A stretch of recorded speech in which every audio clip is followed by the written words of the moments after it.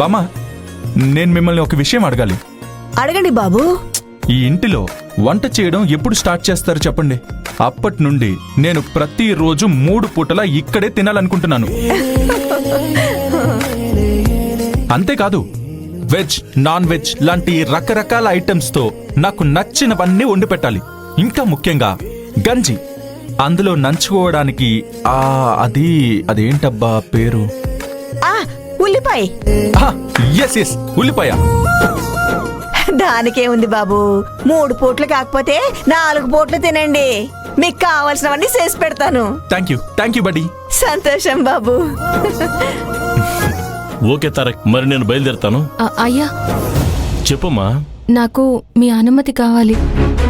అనుమత? అవునయ్యా. నువ్వు అడిగితే నేను ఎప్పుడైనా కాదన్నానా? ఏం కావాలో అడుగు. నేను 2 రోజులు వీళ్లతో ఉండొస్తానయ్యా. దీనికోసం నా అనుమతి ఎందుకమ్మా? సంతోషంగా ఉండిరా. అలాగేనయ్యా. నువ్వు అడిగిన దానికి నేను ఓకే చెప్పాను కదా, అలాగే నేను అడిగిన దానికి కూడా నువ్వు ఓకే చెప్పాలి. మీరు అడగటం ఏంటయ్యా, మీరు ఆజ్ఞ వేయండి, చేసేస్తుంది. అది కాదు భద్రయ్య, నేను అడగబోయేదానికి నీ కూతురు తన నోటితో మనస్ఫూర్తిగా సరే అనాలి. అది నేను వినాలి. ఏంటో అడగండి అయ్యా. సరేనయ్యా, అడగండి. నువ్విక్కడ ఉన్నన్ని రోజులు తారక్ కూడా ఇక్కడే ఉంటాడు. అది అయ్యా. అడిగాను, నువ్వు కాదని చెప్పకూడదు, సరేనా? ఏంటి తారక్?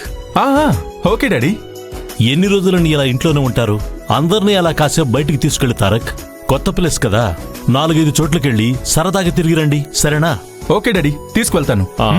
పనిలో పనిగా ఈ ఇంటికి కావలసినవన్నీ కొనుక్కోండి.